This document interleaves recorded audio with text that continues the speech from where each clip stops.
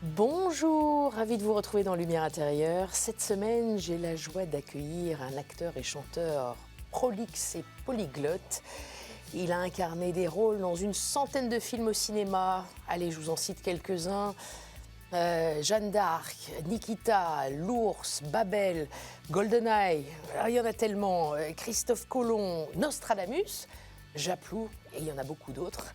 Au moins plus de 90, Belle et Sébastien, et puis le dernier d'ailleurs, une comédie romantique.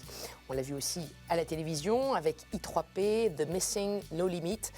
Vous l'avez sans doute reconnu, j'ai la joie d'accueillir Tchéky Karyo, qui est de retour parmi nous sur KTO. Bonjour, Bonjour. Tchéky Karyo. Merci d'être là. Merci de m'inviter. Comme je le disais, de retour parmi nous, puisque c'est la 3e fois que vous venez sur KTO. Oui. La première fois, c'était en 2008, pour évoquer notamment une pièce de théâtre d'Éric Emmanuel Schmitt. C'était sur la tectonique des sentiments. Vous étiez revenu ensuite en 2013, où vous avez pas mal parlé de musique avec la sortie de votre 2e album Credo. Et désormais, vous êtes de retour parmi nous, 10 ans après, pour parler un peu des deux, de théâtre et de musique, puisqu'on va évoquer comment on appelle ça, une lecture-concert. Concert, spectacle, oui. Un concert-spectacle qui est dédié au prêtre musicien Marcel Godard, après une représentation qui a eu lieu fin 2023 à la basilique de Fourvière, à Lyon. Je vous propose de regarder un extrait très émouvant. Et ensuite, on en reparle. Au sein de ces baraquements, nous retrouvions des travailleurs venus de différents horizons, dont l'avenir était ébranlé par la violence de la guerre. Il y avait aussi des femmes russes qui étaient avec leurs enfants. Elles étaient déportées, non pas dans un camp de concentration, mais comme nous, elle travaillait à l'usine. Et lorsque la nuit se faisait douce,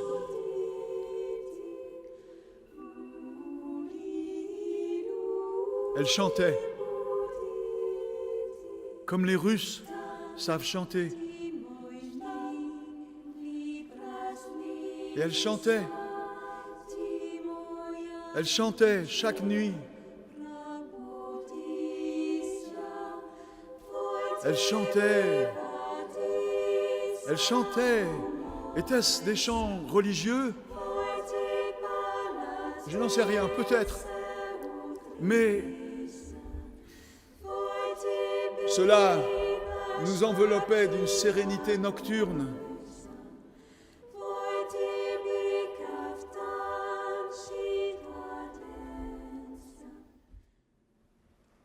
Le monde s'était arrêté de tourner. Donc voilà, ce spectacle-concert dédié à Marcel Godard, une musique aux nombreuses demeures. On a entendu le chœur qui vous accompagnait, c'est le chœur Rhapsodia, dirigé par Laurent Grégoire.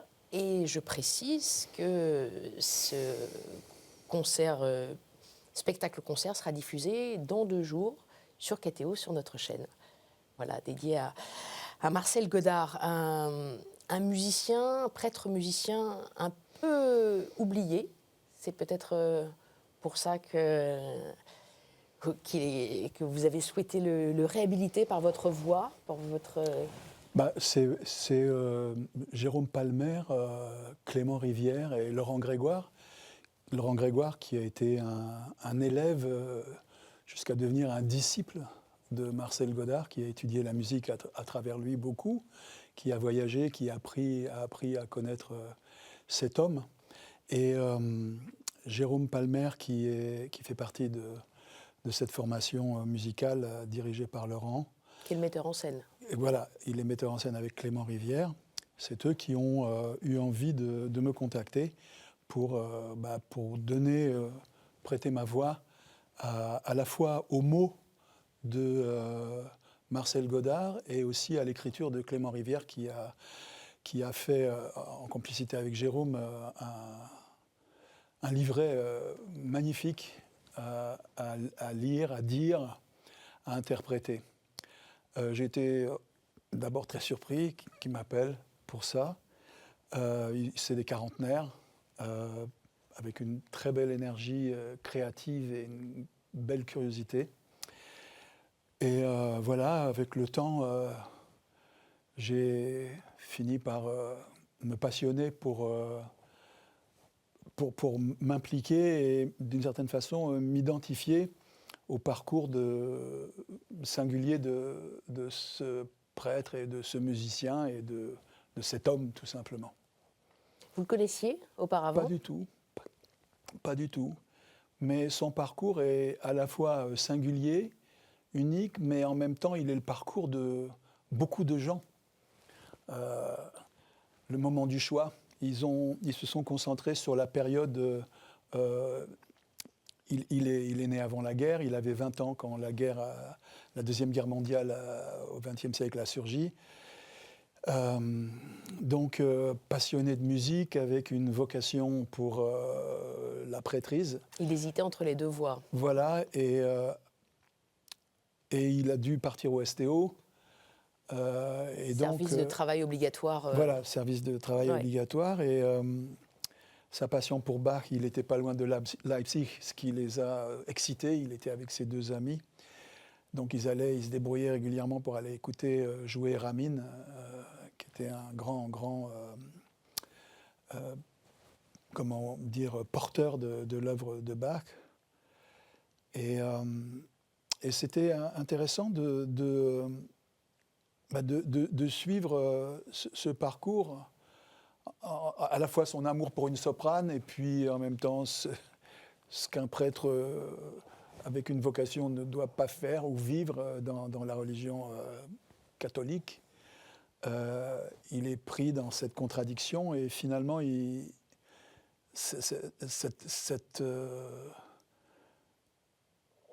cette recherche finit par se mêler à sa passion pour la musique. C'est pour ça que, à la fois, il a été capable d'écrire des musiques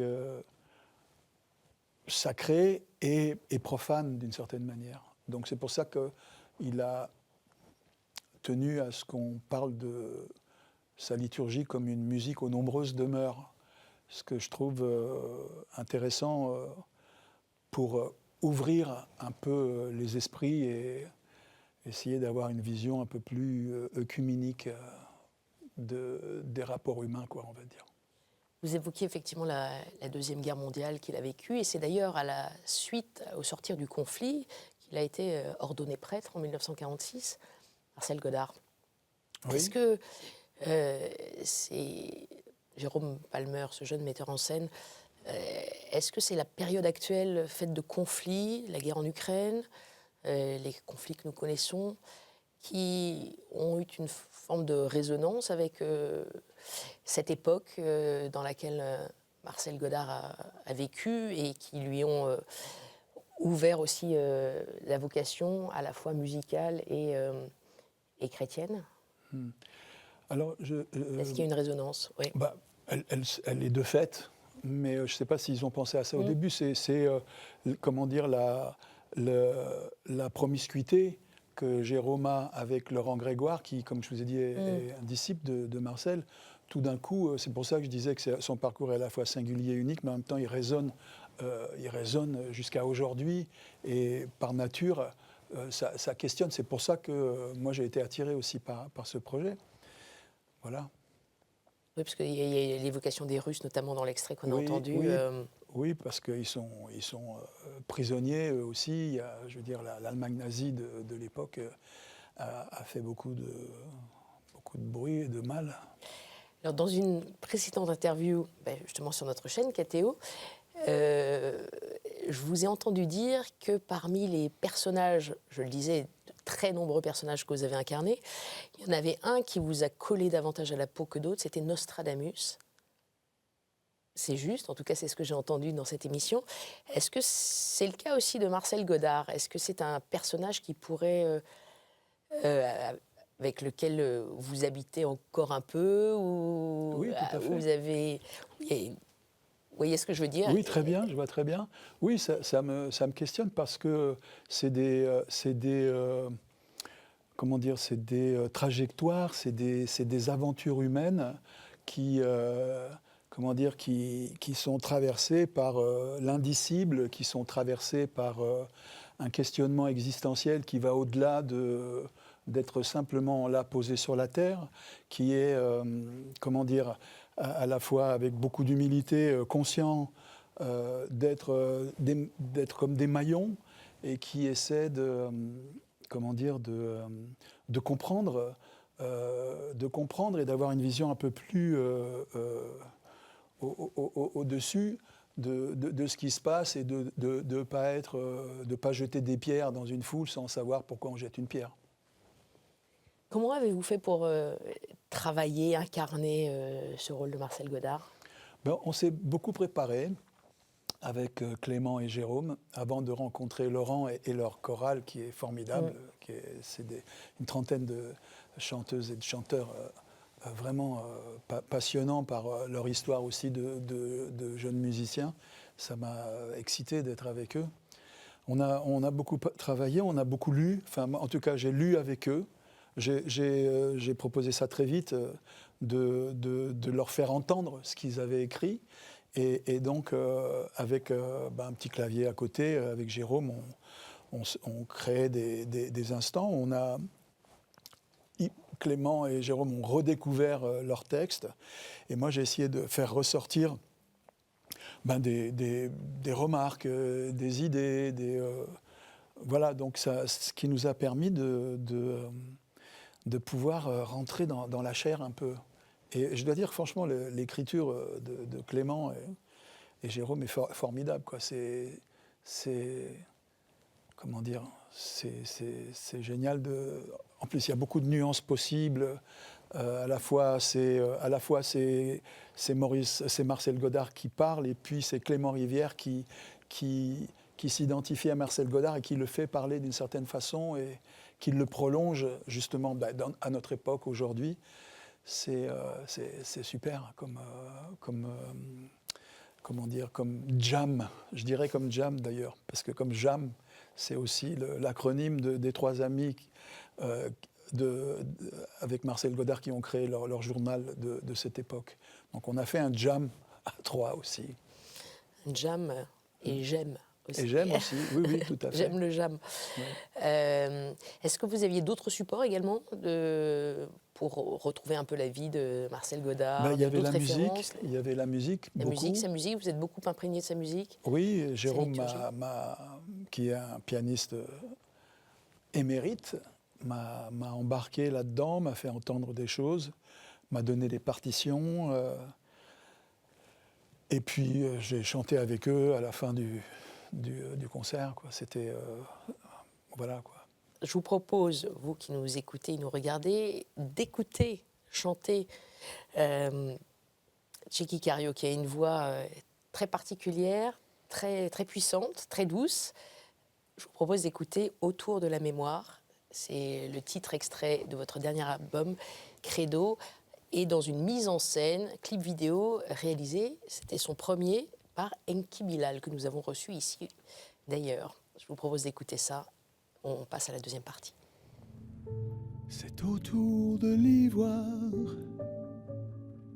qu'on s'en allait boire le soir, se vider nos serments bien tassés, jurons de gloire à tout casser.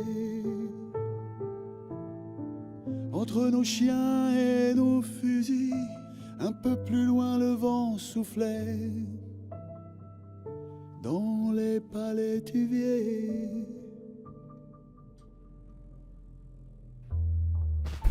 C'est autour de l'iceberg qu'on se chauffait le soir. Blackout sur nos serments passés, nos grands silences se fracassaient. Entre nos chiens et nos traîneaux, un peu plus loin le froid soufflait.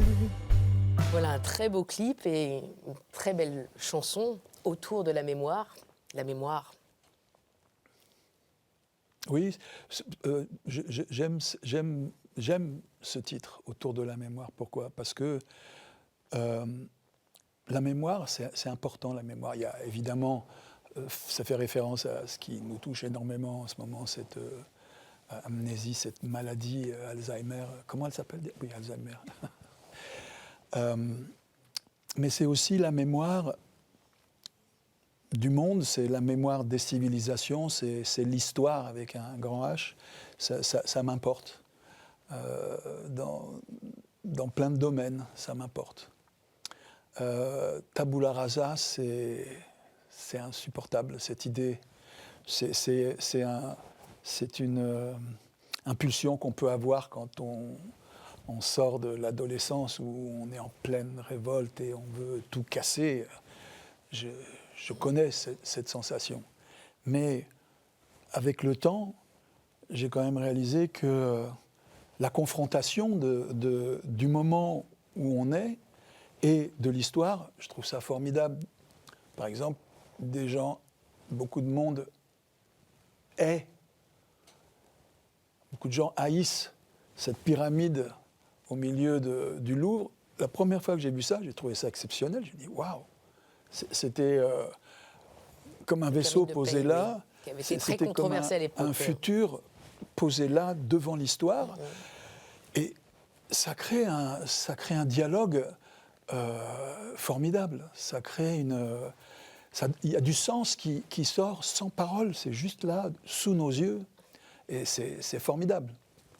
Donc, pour moi, cette mémoire est importante, quoi, de la confronter au quotidien, mais pas de la jeter, de la questionner, peut-être de transformer ce qu'elle a produit, peut-être mais pas de jeter et de casser, soi-disant, des idoles. On a fait suffisamment de chemin dans notre Occident pour être capable d'avoir un peu de recul et de vision. Et avoir un devoir de mémoire aussi. Oui, tout à fait. Alors je vous propose de continuer sur cette thématique et je vais faire appel à votre mémoire pour la deuxième partie de cette émission, partie dans laquelle je m'éclipse. Et je vais vous proposer 4 mots. Vous allez voir, le premier résonne avec ce que vous venez de dire. À tout de suite.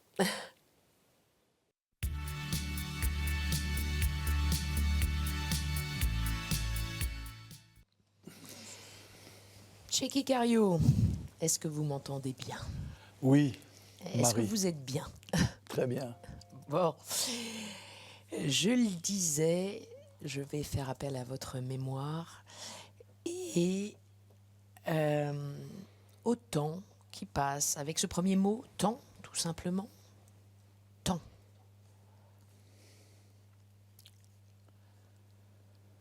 Temps, mémoire, ça vous évoque des choses ? Vous qui avez désormais... est-ce que je peux dire votre âge ? Donnez-moi le temps. Très bien, je vous laisse le temps. Je prenais le temps. Et le temps aussi, j'essaye d'être spontané, c'est aussi des grands silences. On a passé un certain temps. C'est vrai que vous m'avez vu 3 fois ici, à différents moments de ma vie. Le temps a passé et peut-être qu'aujourd'hui, je suis à la fois le même et en même temps, tiens, différent. Peut-être avec un peu plus de sagesse ou avec une vision un peu moins dans l'instant. Aussi avec peut-être une envie un peu plus de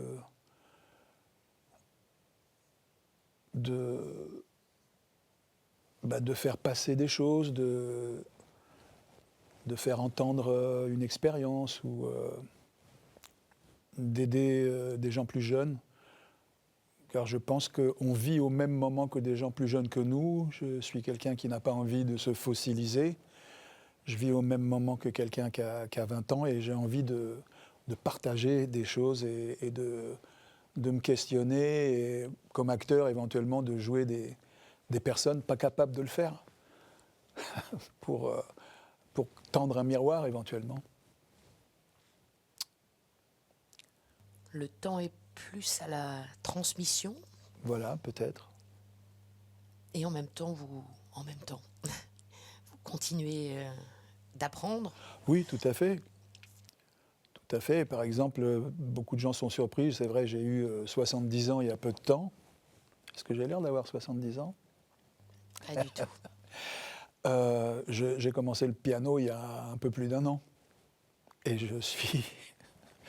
je travaille comme un jeune garçon. J'apprends à lire la musique, j'apprends l'harmonie, j'apprends la composition des accords, les cadences, les modes. Voilà, je passe par tout ce vocabulaire, par tout ce langage qui en réalité me passionne. Même si je fais de la musique depuis longtemps, je ne me suis jamais vraiment intéressé à ce qu'on appelle le solfège, mais en réalité c'est passionnant d'apprendre un outil qui permet d'avoir une autre forme de liberté. Ça a l'air d'une contrainte au début, mais en réalité c'est formidable comme outil. Vous apprenez un nouvel instrument comme un jeune garçon. Vous vivez aussi peut-être comme un jeune homme. Vous êtes un jeune papa. Oui. Avec une petite fille qui a 10 ans, c'est ça aujourd'hui? Voilà, 10, 11 ans. qui a 11 ans et un petit garçon, un garçon qui a 7 ans, qui a eu 8 ans il y a peu de temps, tiens. Ouais. Et ce travail régulier avec des jeunes, nous parlions des jeunes sur ce projet sur Marcel Godard. Il y a aussi eu un court-métrage il n'y a pas si longtemps, La vie d'avant, Oui. où vous incarnez André, qui débarque au mariage de sa fille d'ailleurs. Oui, comme un boulet. Comme un boulet. Ça aussi, c'est un travail avec d'autres générations. Oui, bah oui, je trouve ça formidable. Encore une fois, je n'ai pas envie de m'enfermer dans ma génération. J'ai beaucoup de plaisir à continuer avec ceux qui ont envie, évidemment, mais je n'ai pas envie d'être enfermé dans cette génération-là. Je n'ai pas envie d'être vu comme l'acteur d'un tel ou l'acteur de tel rôle. Je suis fait de beaucoup de choses. C'est une multitude qui habite en moi. C'est une chambre pleine d'histoires, de vie, de gens rencontrés. C'est un paquet qui a besoin de trouver un exutoire. Comme je n'écris pas, je fais de la musique, bon, je chante, mais ma vocation, c'est aussi l'interprétation de personnages. Donc, je suis à la fois rien, et puis tout d'un coup, je peux me rassembler dans une entité. C'est clair tout ce que je dis? Oui, on sent une régénérescence profonde chez vous. Il y a toujours cette jeunesse d'esprit, de vie qui est convoquée quand vous parlez. Est-ce que, néanmoins, vous appréhendez, à mesure que le temps passe, cette avancée dans l'âge? Ben, bon, j'ai vu des proches mourir dans mes bras. J'ai vu les yeux s'en aller. Donc c'est vrai que c'est un moment qui fait très peur quand on est petit, qu'on oublie quand on est en pleine activité. Souvent on me disait « attention, t'es pas en fer ». Mais en même temps, je le savais depuis longtemps, j'ai dialogué avec ça. J'ai quand même l'espoir évidemment de partir le plus tard possible et puis en pleine conscience. La conscience, un mot important. Je vous propose un deuxième mot dans cette partie, le mot bienveillant. Un mot qui vous parle aussi. Oui, c'est vrai que j'ai eu... À plusieurs niveaux. Oui, tout à fait. Ben oui, bon, c'est vrai que dans l'histoire, il y a les bienveillants, mais c'est vrai que j'ai eu envie d'appeler le groupe avec lequel je travaille les bienveillants, parce que aussi... Groupe de rock. Ouais, c'est ça.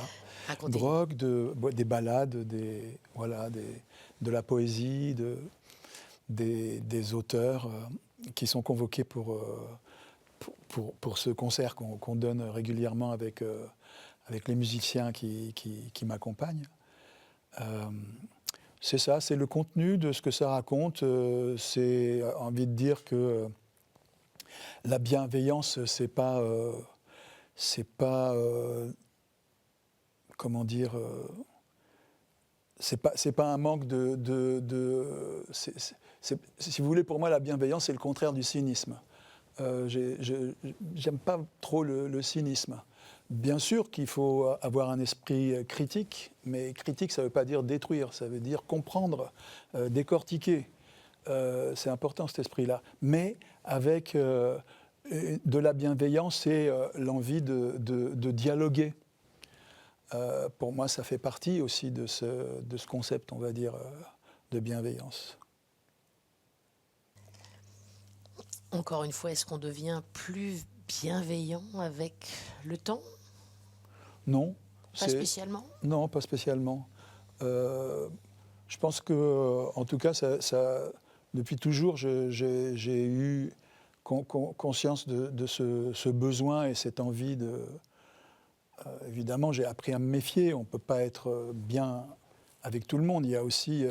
la bêtise, c'est une réalité, ou en tout cas l'ignorance, c'est une réalité qui provoque du mal, qui provoque du malaise quand on a affaire à des gens qui ne veulent pas entendre ou qui ne prennent pas le temps d'essayer de poser les choses devant eux et qui ont le mur collé au front. Depuis toujours, j'ai eu cette volonté de devenir un homme avec des valeurs, avec une conscience de ce que c'est le rapport aux autres, avec le respect, avec l'envie d'aimer de manière juste. Enfin, c'est peut-être pas le bon mot, juste, mais en tout cas... Et bonne. Oui, voilà. Veillant au bien, bienveillant. Voilà. Pour quelqu'un qui a incarné souvent des personnages très sombres. Oui, c'est vrai, mais il faut un gentil pour jouer des méchants. Voilà. Il faut côtoyer le mal pour voir où est le bien. Oui, il faut l'entendre, c'est vrai, il faut l'avoir subi d'une certaine façon aussi, à travers d'autres. Parce que aussi,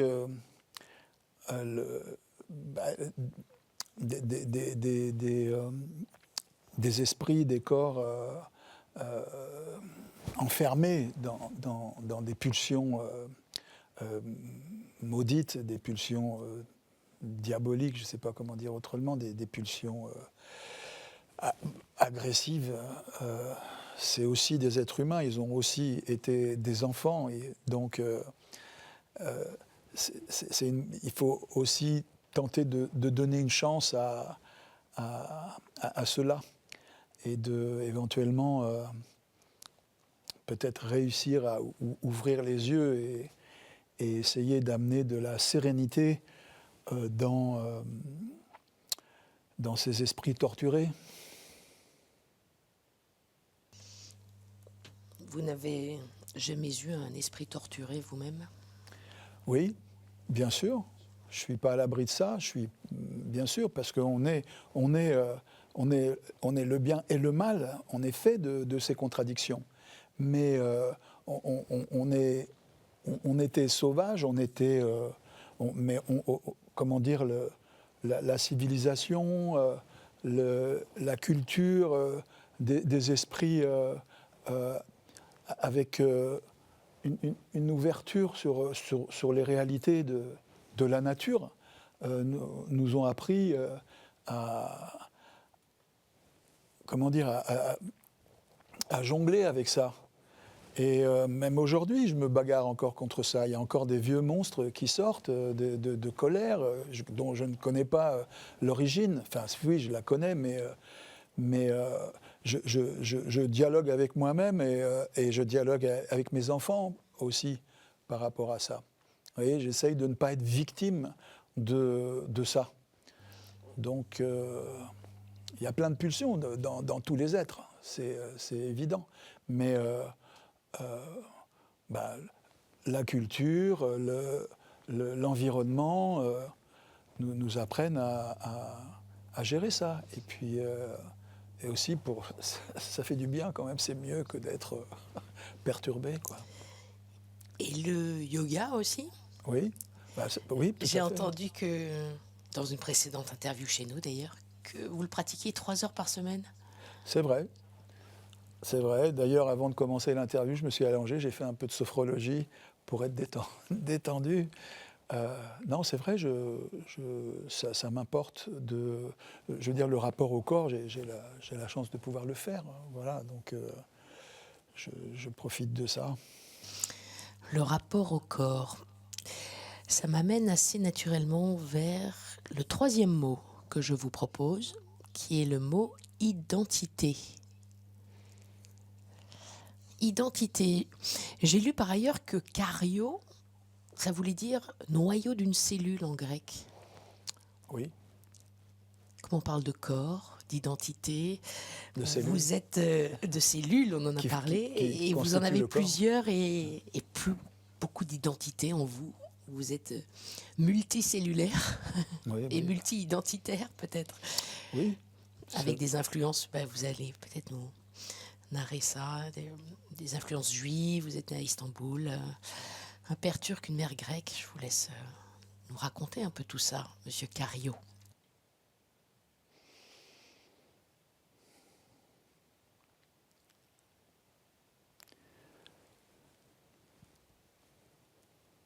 Oui, c'est. Je suis d'une famille, comment on peut dire, un melting pot.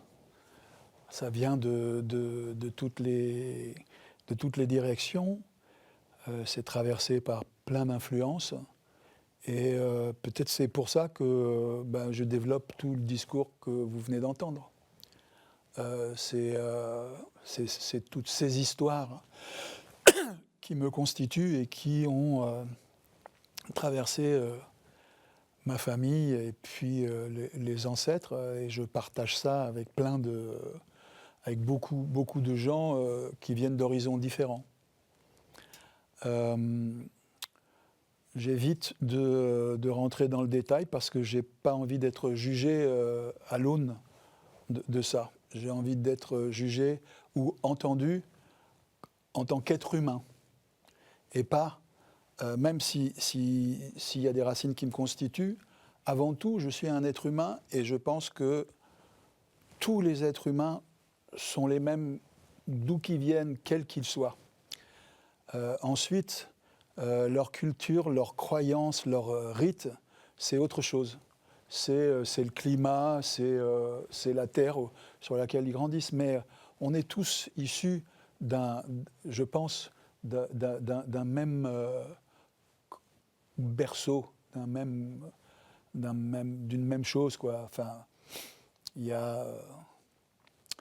Donc, c'est pour ça que je suis très heureux d'être traversé par toutes ces identités et aussi par, comme je disais tout à l'heure, cette espèce de chambre remplie d'histoires, de fantômes, de gens que j'ai connus de partout, quoi, de toutes sortes comment dire, de croyances, on va dire. Je trouve ça super de ne pas être enfermé et de ne pas se laisser envahir par une idée ou une pensée. Les choses bougent, ça change. Je ne supporte pas l'idée qu'on puisse être envahi par la pensée d'une caste ou d'une secte ou d'une... Voilà, on voit bien dans l'histoire les horreurs que ça a suscité et puis ce qui se passe aujourd'hui aussi de ce point de vue-là. Vous ne vous définissez pas par une identité. Non, si je comprends bien. voilà. C'est drôle, j'ai lu une phrase il n'y a pas longtemps qui m'a marqué, puisque je vais la lire, c'est pour ça que j'ai gardé mon téléphone. J'ai envie de le dire, hein, de dire cette phrase que je trouve intéressante. Les écartelés, ceux qui cherchent le dialogue, ceux qui essaient de calmer les plaies, on leur dit « tu es avec nous ou contre, d'un côté ou de l'autre ». Moi, je préfère les ponts aux murs. Ça répond à ce qu'on dit, n'est-ce pas? Complètement. Et ça rejoint ce noyau d'une cellule qui ne fonctionne aussi qu'en lien avec les autres cellules, votre nom, Cario. Je trouvais ça intéressant de découvrir l'origine de votre nom. En revanche, je m'interroge sur votre prénom, Tchéky. Ça vient de tchèque, c'est un nom que vous avez choisi puisque votre nom originel, c'est Barou Jackie. Oui.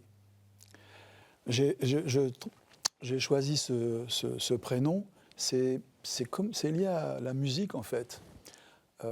Quand j'étais plus jeune, ma mère m'appelait Jackie. Je suis né à Istanbul, mon père avec son accent à couper au couteau a voulu me déclarer à l'ambassade de France très vite, puisque ma mère était naturalisée française après avoir été grecque, et il a dit Jackie. Et donc là-bas, ils ont écrit Jackie, D-J-A-K-I. Alors qu'au départ, c'était Jackie, du prénom d'un frère de ma mère qui était disparu. Mais moi, j'ai grandi à Paris, je suis né là-bas, mais j'ai grandi à Paris, et j'ai entendu Jackie toute mon enfance. Et Jackie. Bon.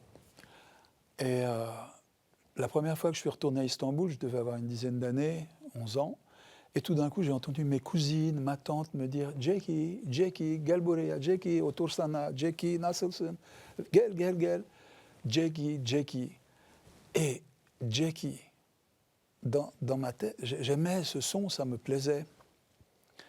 Et quand j'ai eu 17-18 ans, je me suis dit « il faut que je trouve une façon de le faire résonner dans la langue française ». Et donc, j'ai fini par décider que ça serait Tchéky et que c'était la manière la plus proche de faire résonner ce prénom qui me... La manière dont on prononçait mon prénom dans la bouche de mes cousines et de mes tantes, c'était la meilleure façon de le faire entendre. Et tout d'un coup, j'ai réalisé qu'en fait, un nom, il y a le nom de famille, mais il y a aussi le prénom. Et c'est aussi ce qui nous constitue, c'est comme un mantra. C'est prononcé des milliers de fois, peut-être même des millions de fois, c'est prononcé, c'est entendu, c'est un son qui part. Et donc, pour moi, c'était une manière de précisément faire naître une identité ou prolonger une identité et pas être enfermé dans quelque chose. Inventer votre identité. Prolonger, c'était joliment dit. Je vous propose le 4e et dernier mot de mon petit lexique, c'est le mot qui va résonner aussi, le mot credo. Credo.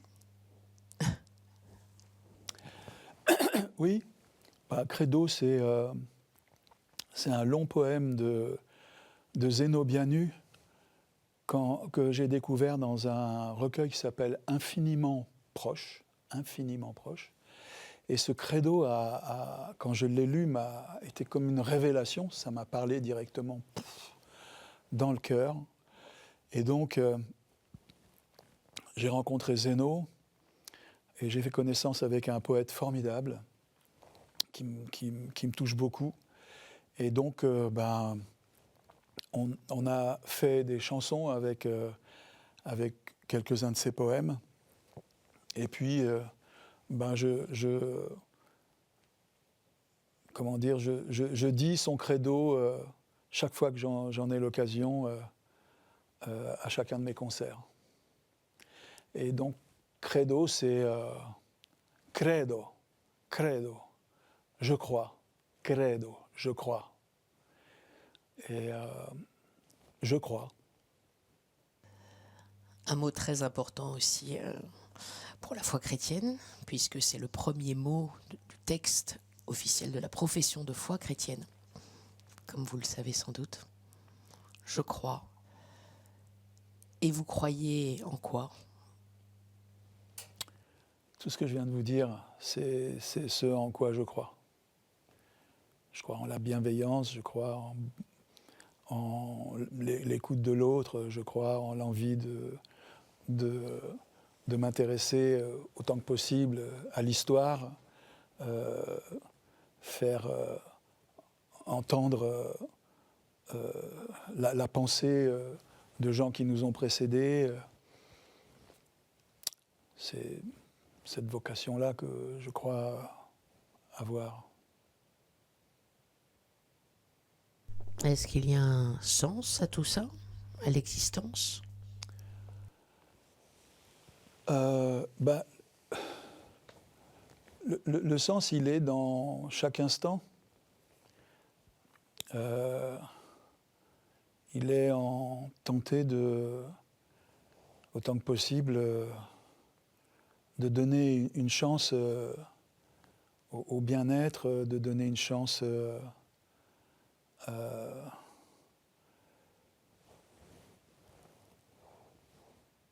j'ose pas dire l'amour, c'est tellement galvaudé, mais oui, à de l'amour, à de la sensualité, à du bonheur, au plaisir.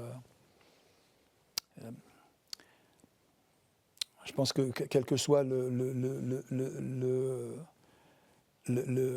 niveau de vie, ce qui est important, c'est la culture qu'on a, qui est la plus grande richesse, et l'envie de partager, quoi.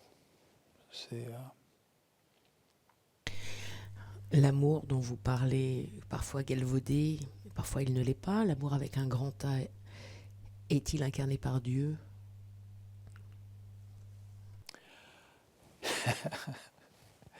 Je ne sais pas quoi répondre à ça. Alors,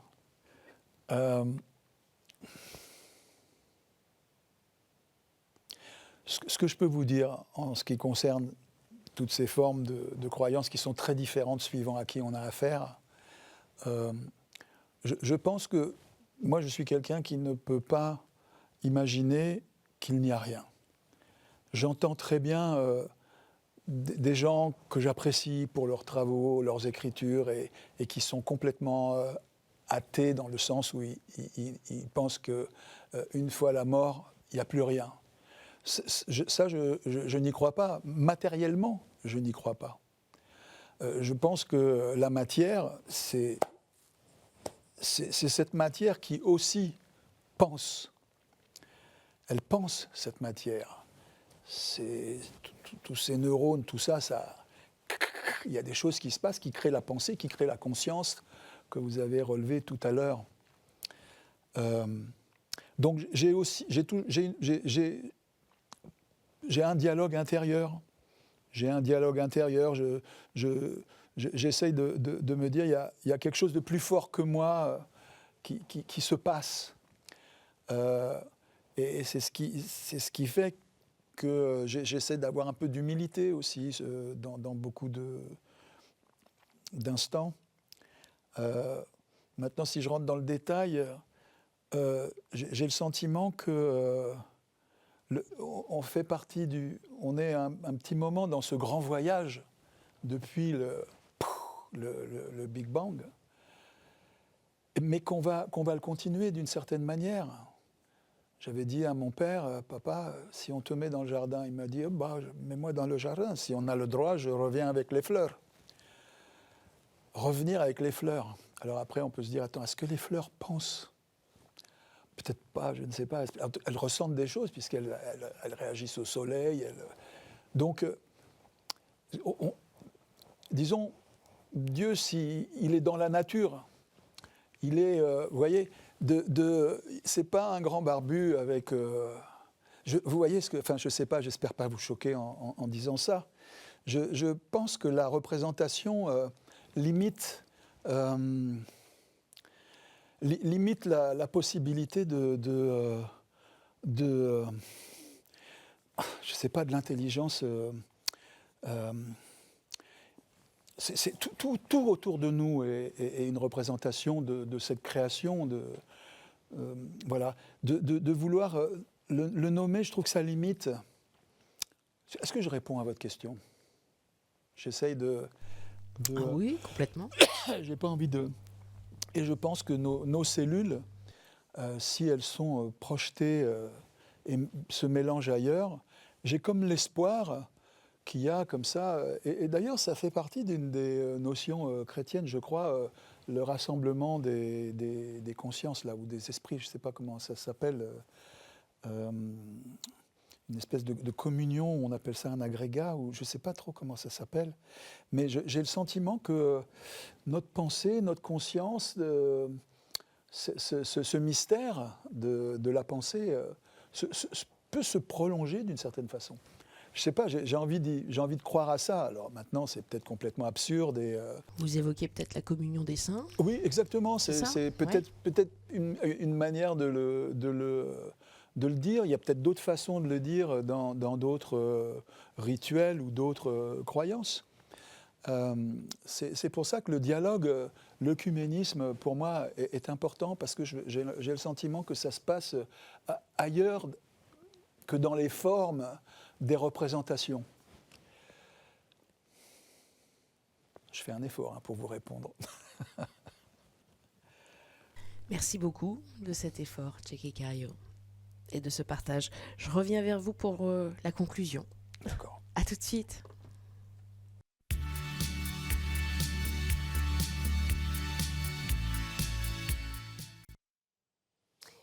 Merci, Tchéky Karyo, de ce partage, comme je le disais. Et nous avons fini avec le mot credo. Je crois que j'ai oublié de rappeler, je l'ai dit au début, que c'était aussi le titre de votre deuxième album. Vous ne l'avez pas rappelé non plus, je crois. J'ai parlé de Zénobianu, oui, c'est vrai que vous avez parlé des poèmes et des chansons qu'on a fait avec lui. Deuxième album, Credo, et le premier, c'était Ce lien qui nous unit, qui était un très beau titre aussi. Comment est-ce que vous avez vécu cette nouvelle expérience sur KTO? Parce que ce n'était pas tout à fait similaire les autres fois. Oui, très bien, parce que, encore une fois, pour moi, c'est un moment où on peut se faire le point. Ça précisément me questionne sur tous les. Ça me permet de répondre et de continuer à me questionner sur ce qu'on vit, ce qu'on traverse, pourquoi on agit comme ça ou comme si. Et puis, parce que je suis acteur, donc j'ai besoin de ces moments-là aussi, de mise à plat, de me provoquer. C'est un challenge pour moi d'être ici. C'est pas vraiment ma vocation de... C'est un challenge? Oui, enfin, dans le sens où, oui, c'est vrai, ça l'est, parce que c'est pas... je fais pas ça... Enfin, vous voyez ce que je veux dire, je suis plus un interprète. Là, je suis obligé de me mettre en face de vous, en face de moi, d'une certaine façon, puisque vous me renvoyez à moi-même de cette façon-là. Ouais. Non, je trouve ça plutôt cool, quoi. Plutôt cool, et j'ai le sentiment que pour ceux qui prendront le temps de regarder, ça va réveiller des choses, ça va les amuser, ça va les surprendre et les questionner. Voilà. Je trouve ça plutôt bien, quoi. Troisième fois que vous venez chez nous, avec un laps de temps plus étendu, 11 ans. Ouais. Est-ce que vous avez le sentiment d'avoir changé? Oui et non. Oui et non, parce que... Le noyau reste le même. Oui, tout à fait. Et c'est vrai que le rapport au temps, souvent on dit « mais ça passe à une allure de folie ». Et c'est vrai, ça passe vite. Tout d'un coup, je me dis « mais bon sang, je me sens comme si j'avais 20 ans encore ». Grâce à qui, je ne sais pas, grâce à Dieu, dirait mon père. Beaucoup de gens disent grâce à Dieu. Ça fait du bien des fois, ça rassure. Et en même temps, une seconde dure une éternité et 10 ans durent une seconde, quoi. Vous voyez, c'est complètement... Le temps s'accélère en vieillissant. Oui, c'est la sensation qu'on a. Pourtant, il passe aussi vite. En même temps, le temps n'existe pas en réalité. Mais on voit qu'on se rapprochant petit à petit de la Oui, mort. oui, mais est-ce que c'est une fin, la mort? On peut dire aussi peut-être que c'est un passage. C'est peut-être aussi, ce que j'essayais de dire tout à l'heure, c'est aussi dire que c'est un passage, mais un passage où, comment, tu es poussière, tu reviendras poussière, tu fais partie de ça, tu vas te remélanger à ça, tu vas créer autre chose, tu vas participer, tu vas continuer le voyage d'une certaine manière autrement. Donc c'est aussi une manière de le voir et de peut-être de ne pas l'aborder avec peur et angoisse. Alors voilà, c'est une façon de se positionner que je trouve... Est-ce que vous êtes plus serein aujourd'hui qu'il y a 10 ans? J'ai au fond de moi une nature sereine, en réalité. J'ai une énergie qui fait que je suis capable de bouillonner, de sortir de moi, de faire des choses finalement qui m'amusent, parce que c'est un outil intéressant pour jouer des personnages. Mais au fond de moi, je peux être très contemplatif, silencieux, tranquille. Tranquille, contemplatif, silencieux en même temps, bouillonnant, plein d'énergie. Ça représente aussi bien Marcel Godard, que vous incarnez, avec votre voix, peut-être bientôt chanter, que nos téléspectateurs sur KTO vont pouvoir voir le 27 mai sur leurs écrans dans cette lecture-concert, spectacle-concert intitulé Marcel Godard, une musique aux nombreuses demeures de ce prêtre musicien injustement oublié. Je vous remercie beaucoup, Tchéky Karyo, de votre nouvelle visite chez nous. Merci Marie. Je vous remercie derrière vos écrans. Comme d'habitude, vous pouvez revoir l'émission sur ktotv.com. On se revoit la semaine prochaine. Très bonne soirée.